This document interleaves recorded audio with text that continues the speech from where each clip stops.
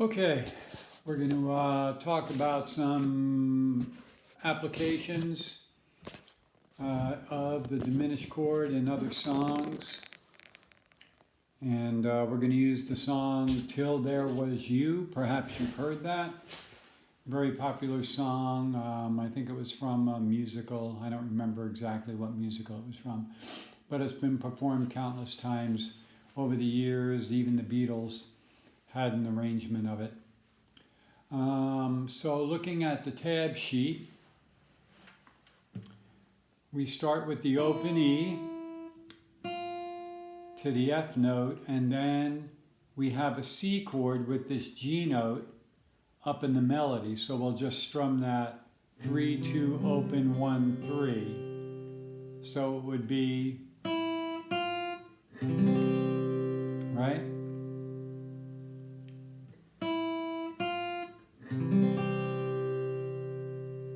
Okay, then we play the open E and the F note again, but this time, here's our application of the diminished chord. The G is still in the melody, but we're going to play this C sharp diminished. Hear that? So going back to the beginning,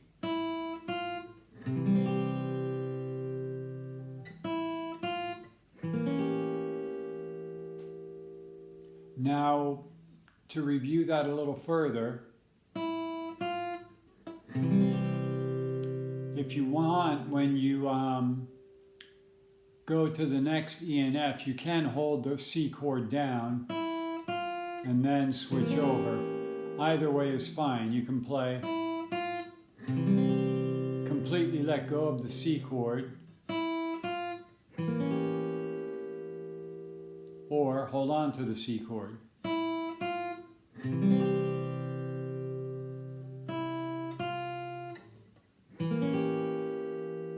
Okay? Either way is fine.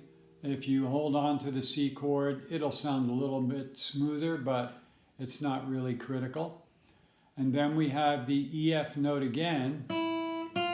Okay, now here we're going to a D minor chord with the G in the melody. So we play that E and that F note. So we're going to leave that finger down because we're going to be coming back to it. And we're going to drop down the other three, the 3, 3, 2. And we're going to strum. But as I said, we're going to go back to that F note. So then we just lift up the pinky. Okay, so taking the pickup to that D minor chord, we have the E to the F. We'll hold the F down, drop these other 3 fingers, lift up the pinky.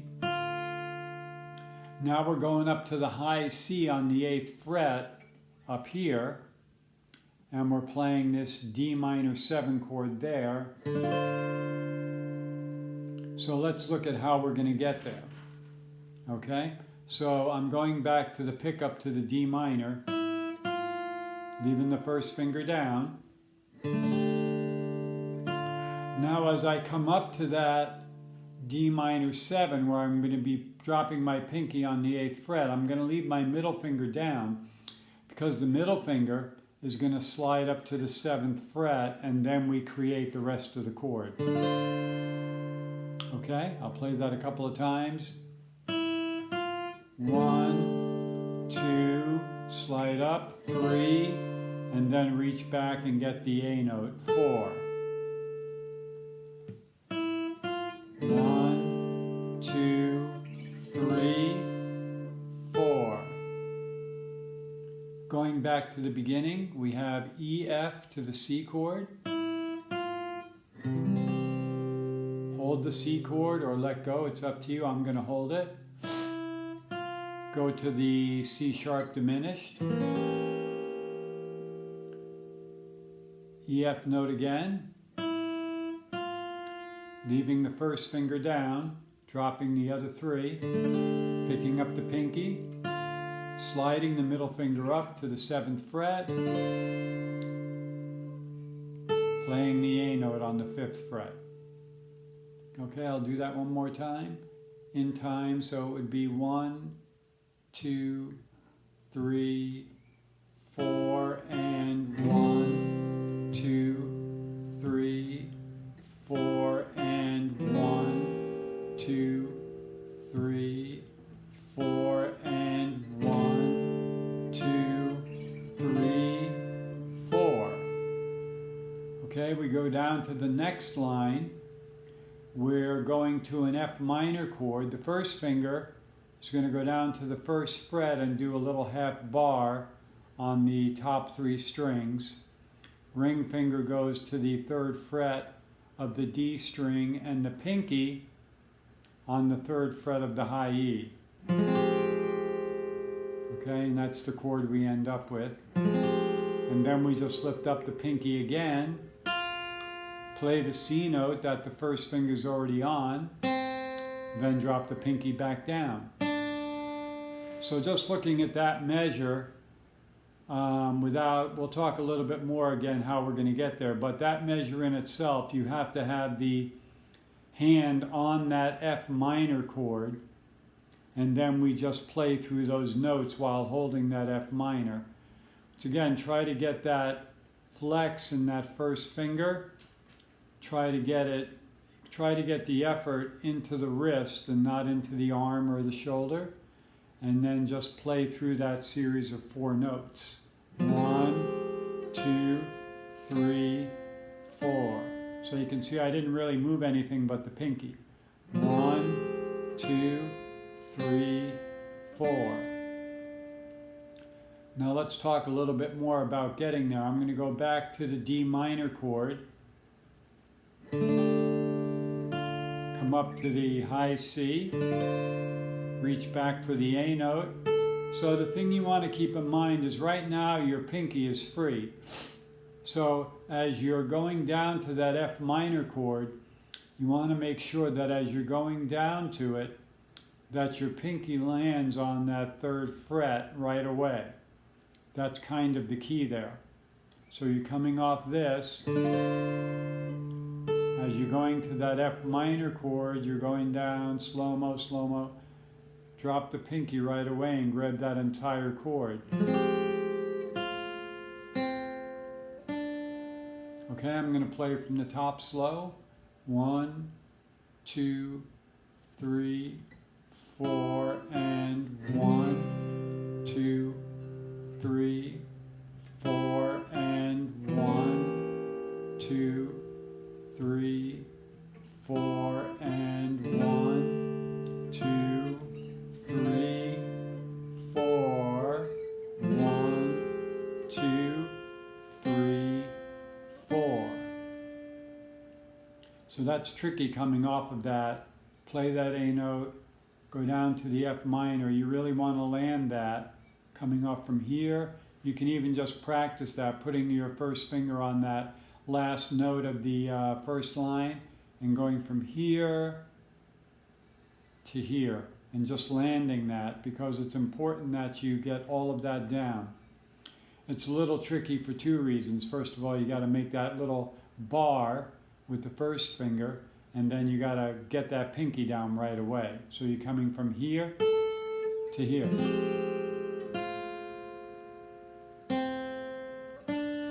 Now as we continue on, we're going to leave the pinky down and we're going to go to what's tabbed there, which is basically, 3, 2, open, 3, 1.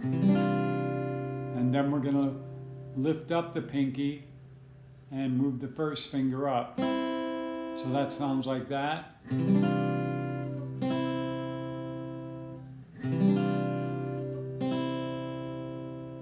Okay, coming off that F minor, leaving that pinky there. Now everything is pretty well in place. If you look at the shape of my hand on the F minor chord, when I go to that next chord, which is basically a form of a C chord, the ring finger just comes down, the middle finger drops down, and the first finger goes up. So we're coming from this, leaving the pinky down, dropping everything else into place. Okay? So once again, it's so important in almost any arrangement that you look for the ways to move your hand that is the least amount of wasted motion.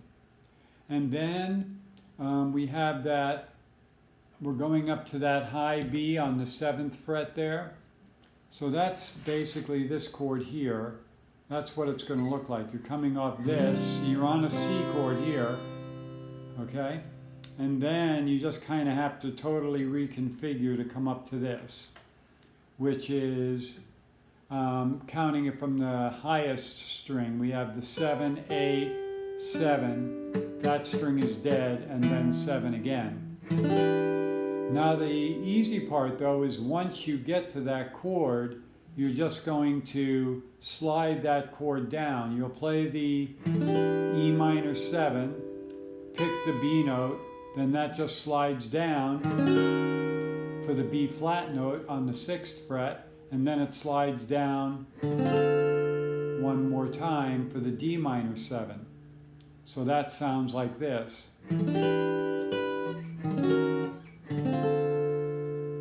And that's one of those areas that you want to have that aha moment of releasing the pressure as you're going down. And if you look at it from over the top there, you see that I'm playing the E minor 7, thumb moves, thumb moves. That's so important because that's the only way you can keep the leverage the way you need it to be. So when you're playing that, you want to make that entire section move smoothly. And so that's another area where you can just come up and learn that chord, because that's a useful minor 7 form, and just practice doing that. You can even do a little bit, if you can keep the shape, you can even do a little bit of a lift of the hand to give it a little bit of a rest in between. Lift it slightly, move down, lift it slightly, move down, releasing that pressure in between each of those chords.